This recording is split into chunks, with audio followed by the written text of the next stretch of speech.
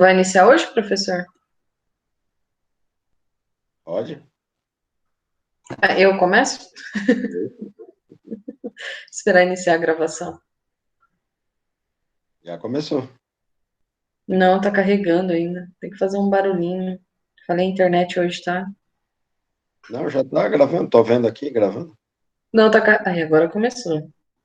Bom, boa noite a todas e todos. Estamos hoje presentes para mais um curso de Educação em Direitos Humanos, né? Nossa quinta aula hoje, no dia 7/6. Espero que vocês estejam bem. E hoje contamos com a presença do professor Vinícius Martins e do professor João Paulo Velho. Sejam bem-vindos novamente. Passo a palavra agora para o professor Vinícius. Olá, boa noite a todas e todos que estão aqui conosco nesse momento. Bom dia e boa tarde para quem vier depois e não nos acompanhar presencialmente. Realmente eu espero que estejam todos e todas bem, com saúde, que estejam tomando as precauções necessárias, mantendo isolamento, enfim, com as boas práticas em relação a essa pandemia que é horrorosa, né? Digo isso porque os índices ainda estão muito assustadores e qualquer descuido da nossa parte realmente pode ser fatal, né? Especialmente porque as novas variantes têm se mostrado muito agressivas. Então, cada vez mais cuidado, enfim, os cuidados básicos, né, que a gente já sabe. Então, hoje, quinta aula, a gente vai aprofundar, sobretudo, a parte histórica, que já tivemos início semana passada.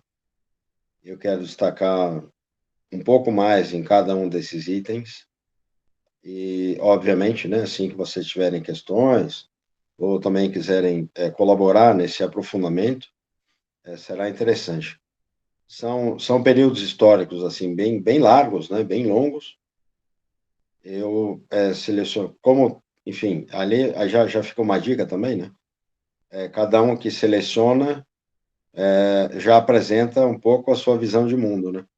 Se fosse outro professor, certamente esse mapa aqui seria diferente. Enfim, é claro, né? Que cada um tem uma visão de mundo mais ou menos específica e escolhe ali, digamos, datas ou eventos, né? Ou até indivíduos ou forças que eles são mais, digamos, presentes, né, na sua consciência, na sua formação. Mas antes de entrar no mapa, eu queria explicar muito brevemente por que a gente está gravando apenas 15, 20 minutos aproximadamente, não a aula inteira. É uma posição política, na verdade, né?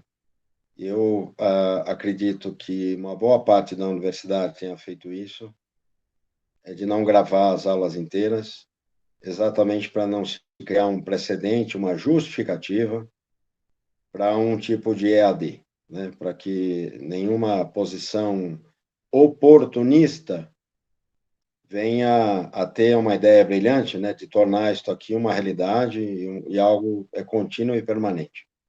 Eu me refiro às disciplinas, em especial, e aqui a gente está em uma disciplina de graduação. Então, é um ato político, na verdade, né? A gente grava uma parte para que tenha um material de acesso assíncrono, assim como os textos, né, que estão na sala do Classroom. Então, digamos que o assunto é apresentado aqui e de maneira não presencial, pelo menos um breve resumo, né? Quem não puder estar presente conseguirá ter acesso. Eu espero ter sido claro nesse sentido, né? Eu destaco novamente, é uma posição política mesmo. Há muitas pessoas que fazem isso, creio que, pelo menos a maioria dos que eu conheço, alguns não gravam absolutamente nada, em razão mesmo dessa posição política, para que a gente force cada vez mais a aplicação das vacinas e que, da maneira mais rápida possível, a gente possa ter o retorno à atividade presencial, né? Porque enquanto a gente está mantendo essa estrutura aqui, online, de ensino remoto, se torna muito, digamos, muito cômodo, né? Para quem quer nos manter dentro de casa. Então, é exatamente nesse sentido, para que não vire uma justificativa, não vire uma ação fortuita, digamos, especialmente do governo federal, em transformar a universidade pública federal, né? Ou também os institutos, enfim, mas é não transformar o ensino público federal em ensino remoto, né? Para que esse contato virtual remoto seja realmente passageiro. Então, é uma ação política. Em relação aos cursos de extensão, que inclusive a gente tem amanhã, terça-feira, né, Marcelo? É o final do curso, né? O João Paulo também tem acompanhado bastante. É diferente, porque é uma atividade de extensão, né? Enfim, não é não é como é que eu vou dizer, não é ainda que seja uma atividade fim da universidade, que é ensino, pesquisa e extensão, mas a extensão a gente pode ter, por exemplo, uma CIEP, né? Que também é aberta ao público, enfim. Eu tento ver de uma maneira um pouco diferente, para não criar, assim, um peso também muito grande, né? Não vou gravar nada, não vou fazer nada, enfim. Eu acho que essa discussão do que fazer, do que não fazer, etc., a gente teve no primeiro semestre do ano passado, né? Tanto é que o primeiro semestre se deliberou a universidade como um todo, não apenas a UFSCar, para que a gente não tivesse nenhuma atividade, né? Nem remota, porque não queríamos ninguém fora. Não se admitia a hipótese de ter sequer um estudante da universidade que não tivesse acesso para acompanhar ou cursos à distância ou aulas remotas, né? E eu mesmo sempre votei contrariamente. Mas aí chegou um determinado momento que a própria universidade, acho que comprou alguns equipamentos, tal, conseguiu. Eu não sei bem como é que se deu isso na prática, se todos tiveram acesso. O exemplo que eu sempre dava é assim: nós temos alunos do interior do Amazonas. Será que eles têm acesso? Será que tem internet? Será que tem chip? Será que tem computador? Será que tem Wi-Fi, etc. Esse sempre foi o meu argumento, e assim como de tanta gente. Por isso que a gente conseguiu, o ano passado, evitar qualquer atividade remota, até que houvesse uma manifestação mais efetiva da universidade, que é essa que eu disse há pouco, né? Mas na prática eu não sei qual é o nível de cobertura que nós tivemos, digamos. Mas a partir do segundo semestre, muitas atividades começaram novamente a serem apresentadas, aí com o diferencial de serem remotas, né? Curso de extensão, disciplina, etc. Marcela vai se lembrar também. Fizemos muita coisa no semestre passado. Então, mesmo nas disciplinas do semestre passado, a gente fez a mesma coisa, gravava uma parte e não gravava a outra. E sempre no começo tinha essa explicação aqui, como sendo uma ação política, né? Como sendo uma resistência, digamos, a essa possibilidade EAD. Porque, na verdade, eu sou absolutamente contrário, não apenas ao ensino remoto, que é esse que a gente tem hoje, e que é, digamos, de uma maneira precária, né? Porque o EAD tem uma sofisticação muito maior, né? Tem uma produção especial, etc. Mas eu sou contrário, tanto a este que a gente tem hoje, no plano das disciplinas, quanto ao EAD também. Eu discordo completamente. É o mesmo raciocínio, né? Tem de haver socialização. E o EAD, não, tudo que ele não permite é exatamente a socialização, né? Eu não entendo que a socialização se dê apenas no ensino fundamental. Aliás, qualquer adulto trancado em casa vai pirar, literalmente, né? Então, essa é a prova essencial para isso. De qualquer maneira, então, acho que fica aqui, então, essa explicação, né? É um ato político, gravar apenas 15, 20 minutos, como resistência ao ensino remoto, como forma de se forçar cada vez mais a compra de vacinas ou de insumos que produzam, né, essas vacinas e que se acelere esse processo de vacinação por toda a população brasileira, assim como é um ato político também de resistência e de negação a qualquer tipo de EAD que seja aplicado à graduação. E eu acho que depois, se você quiser fazer uma especialização lato sensu, de X horas, de 200 horas, 300 horas, sei lá, enfim. Hoje tem vários tamanhos, né? Se você quiser fazer de modo remoto, aí tudo bem. Aí é uma escolha que cada um pode ter. Mas porque já passou pela experiência de conviver, né?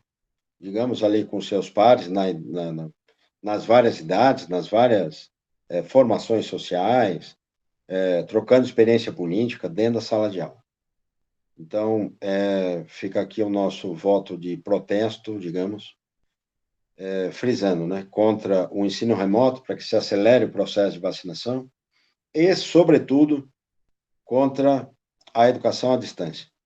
Aliás, já escrevi sobre isso, tem texto na internet, se alguém tiver curiosidade.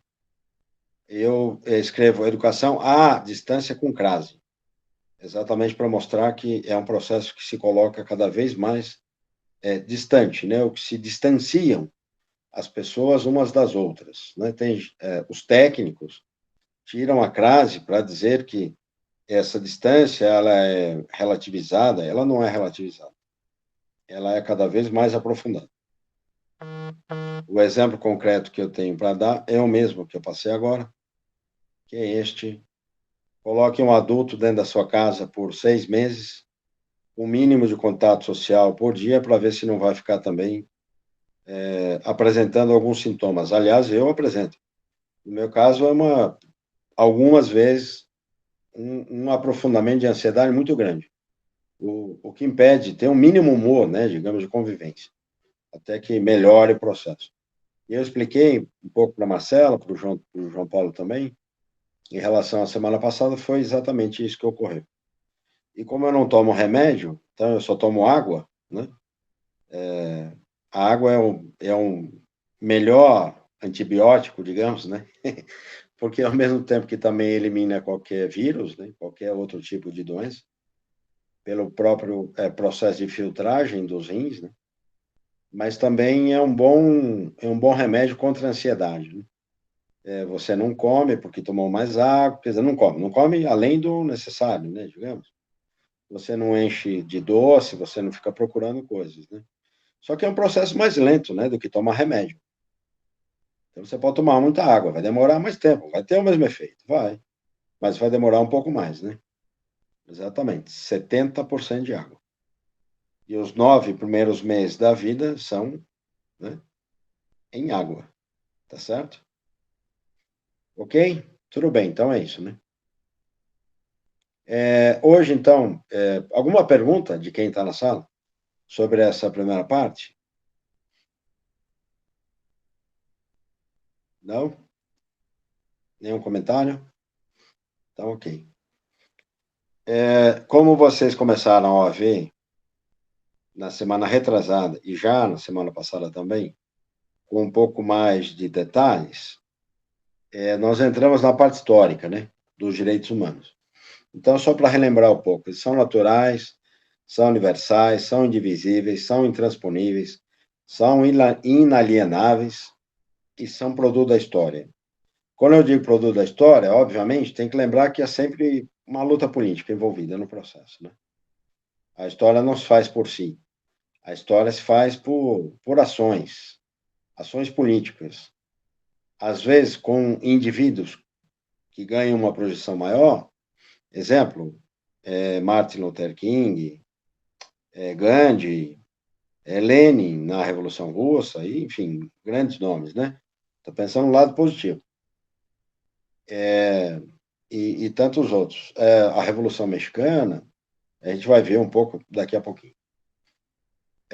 Mas, sobretudo, esse avanço histórico na luta pelo direito e que digamos, se projeta e que acaba correspondendo aos direitos humanos, ela é resultado de ação política organizada, coletiva, ou que vai tendencialmente se tornar organizada e coletiva. Né? Nós temos vários exemplos no Brasil também, nesse sentido, o direito de greve, a extensão do direito de greve, a ampliação do sufrágio universal, por força, especialmente do movimento feminista, e daí por diante. Né?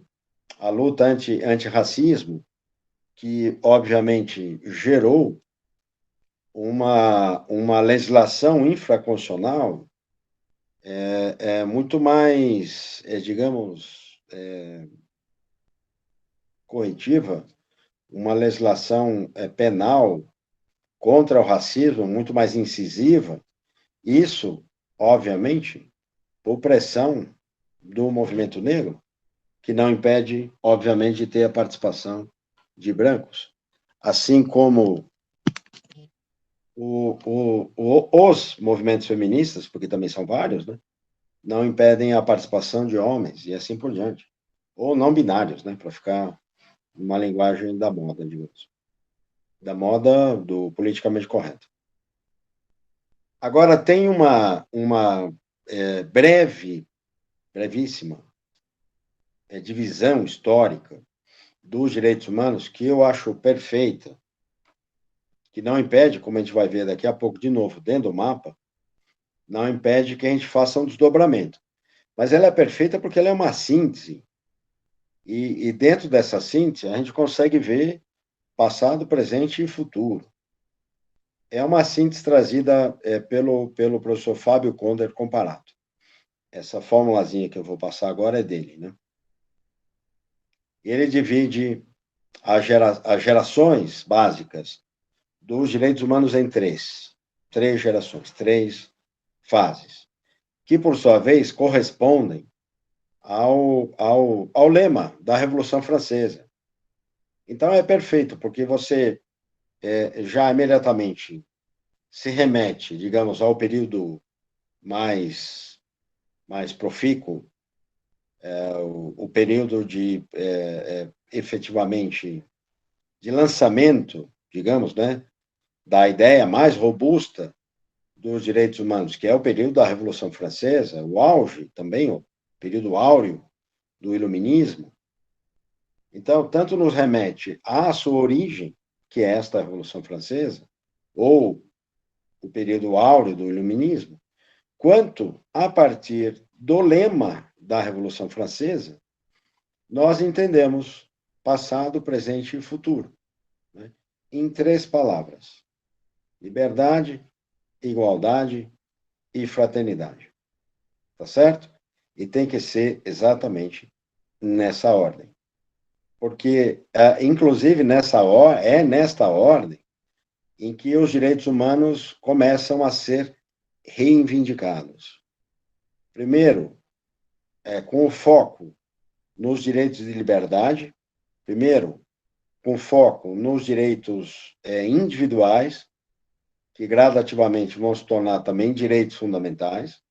O Vinícius comentou com vocês, né, um pouco semana passada, dessa diferenciação. A gente vai retomar também alguma coisa nesse sentido. Mas, frisando, então, primeiro, direitos que correspondem à liberdade.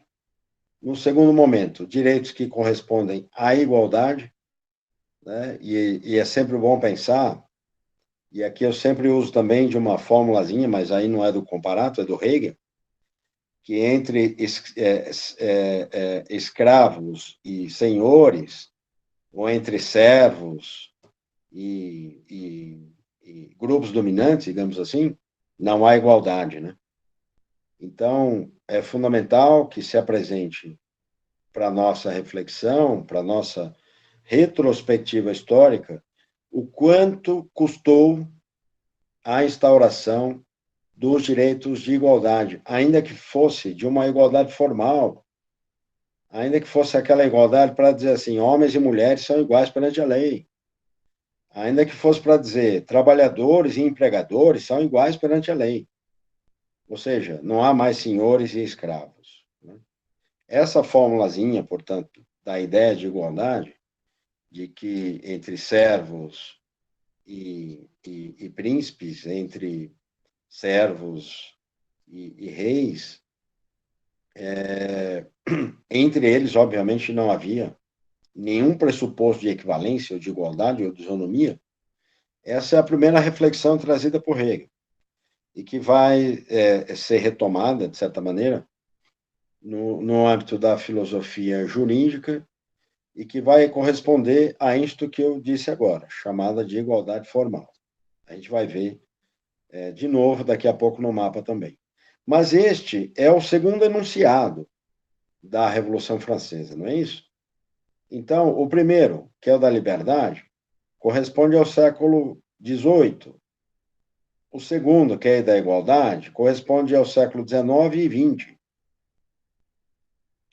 É a ampliação do sufrágio universal.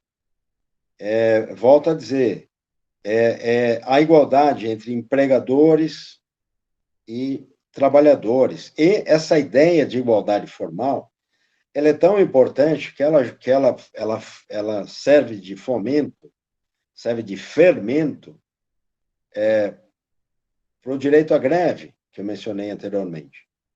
Serve de fermento, de fomento para a igualdade formal entre homens e mulheres. Por isso que o próprio sufrágio universal, permitindo o direito de voto feminino, também se instaura a partir desse princípio da igualdade formal, porque se homens e mulheres são desiguais, inclusive perante a lei, então se apresenta um processo de submissão gigantesco. Isso tem reflexo no direito civil. Né? Aquele modelo antigo de família, digamos, em que o poder de representar a família competia ao pai.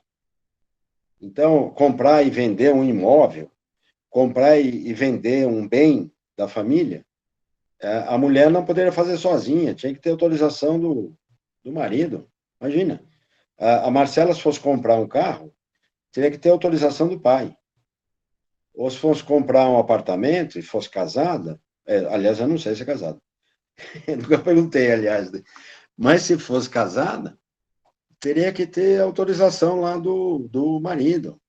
Quer dizer, o modelo do pater familias, né? Que é, por sua vez, derivado do direito romano. Isto, volto a dizer, só foi possível de se romper essa estrutura a partir do século XIX e XX, sobretudo do século XX. Né? E aí ressalto a importância das sufragistas, ou seja, dos movimentos feministas que lutaram arduamente pelo direito de voto, né? Com uma incidência, digamos, inicial muito forte na Inglaterra, mas depois se espalhou para muitos outros países, França, Estados Unidos, Brasil. Eu acho que eu mencionei aqui o caso do Brasil já. Nós somos um dos pioneiros nesse sentido, né? Do direito de voto, já no regime Getúlio Vargas, no governo Getúlio Vargas. Só que não havia prática, porque a gente vivia o Estado Novo, né? Mas a Constituição, à época, já permitia o direito de voto da mulher, ainda que não houvesse na prática, porque os homens também não votavam, quer dizer, não havia, né, processo eleitoral, porque era uma ditadura, digamos, civil, militar, né, Getúlio Vargas, chamado Estado Novo. Mas, para dar uma ideia de quanto é antigo esse processo no Brasil, em razão, volto a dizer, das mulheres lutando, combatendo, para exigir, para fortalecer esse princípio da igualdade formal. E os direitos de fraternidade são também direitos que se anunciam no século XX, mas que a gente vê o quanto eles estão presentes no século XXI. Né? O direito ambiental, o direito do consumidor, dos idosos, dos deficientes físicos nas suas várias formas. Que mais? a própria ideia de se ter, vamos pensar assim, direitos essenciais que são criados a partir desse impacto, digamos, que é o mundo virtual, né, que é a digitalização, e que até o final do século passado, não é que não existia, mas obviamente não era como é hoje, né, de uma maneira tão recorrente. A própria ideia de rede, ela é muito recente, é de 1905, mas também nos seus primórdios. Eu não me lembro aqui de cabeça quando é que surgiu o WhatsApp, mas se não me falha a memória, é 2010. Marcela, depois se você localizar aí, mas eu tenho a impressão que é por aí, né? Ou seja, já bem século XXI. Então, no século XX, é claro, a gente falava de rede. Aliás, a minha tese, não sei se eu mencionei aqui, a minha tese de doutorado, que começou no século passado e terminou em 2009, a Marcela já achou, foi rápida. Eu errei por um só, né? Mas estou ali perto, né? A minha tese de doutorado, que começou no século passado, terminou neste, é exatamente sobre a ideia de rede. E chama-se a ideia de rede, ou a rede dos cidadãos, mas, no fundo, é a ideia de rede. É isso que a gente viu de forma plena em 2009. Mas eu comecei a escrever sobre isso em 1996, ou seja, no século passado. E defendi em 2001. Então, aliás, só um pequeno parênteses, mas é que quando eu lembro, eu falo. Eu comecei com um objeto de tese assim muito pertinente, digamos, né? Inovador, que essa condição, né, de ser inovador o objeto, de ser criativo, etc. Enfim, o que é tributo do doutorado, né? O que não se exige exatamente mestrado e nem no TCC. Então, eu comecei bem nesse curso, até a bibliografia existente era muito pouca. Na verdade, a gente tinha que construir o argumento, isso que me estimulou bastante. O fato de não ter bibliografia, porque eu tinha de pensar muito, né, e criar o argumento. Mas eu não recomendo que vocês façam isso, não. De qualquer maneira, eu acho que foi legal naquele momento, né, da vida. Hoje, claro, não faria isso. Mas tudo tem uma fase também, né? Enfim, tenho certeza que a Marcela vai passar por isso. Ela vai procurar um objeto que não tem bibliografia também, porque, enfim, né? tem que, tem que curtir as experiências, né? Mas eu terminei a tese, quando eu defendi, já era um objeto vencido, né? Já era um objeto batido, né? Ele já era, digamos, existente. Então, o que era original no finalzinho do século XX se tornou, já no começo do século XXI, alguma coisa muito presente. Ainda que o WhatsApp seja mais recente, mas Facebook, etc., são anteriores, né? Então, as redes, elas foram se constituindo, digamos assim, de maneira muito mais clara para nós, no século XXI.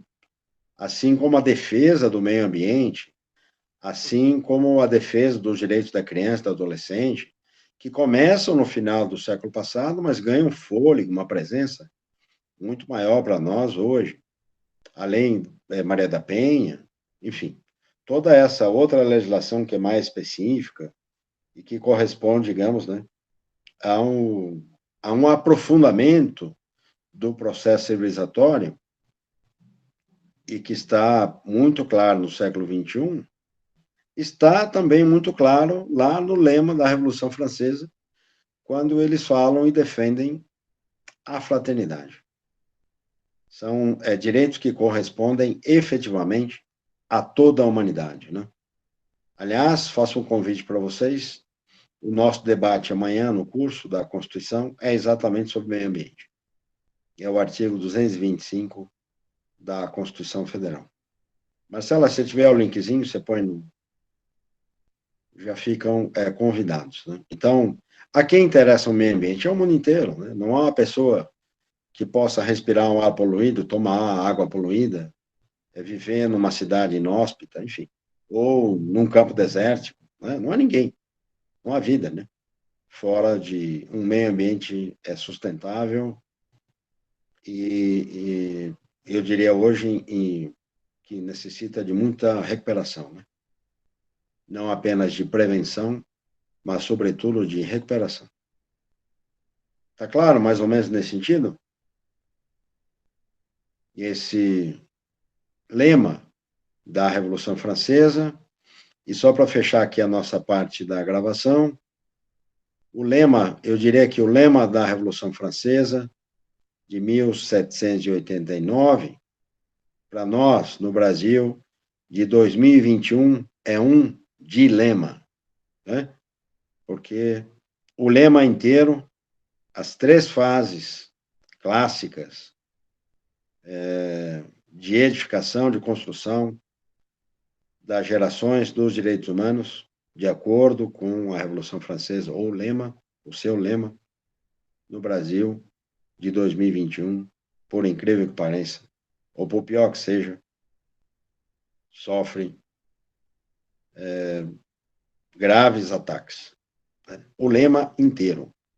Né? Nós temos, desde os direitos fundamentais de primeira geração ameaçados, até, obviamente, os direitos ambientais. Né?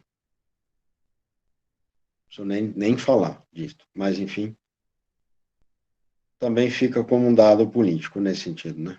Tudo bem isto? Então, agora a gente faz a pausa na gravação e vamos para o mapa.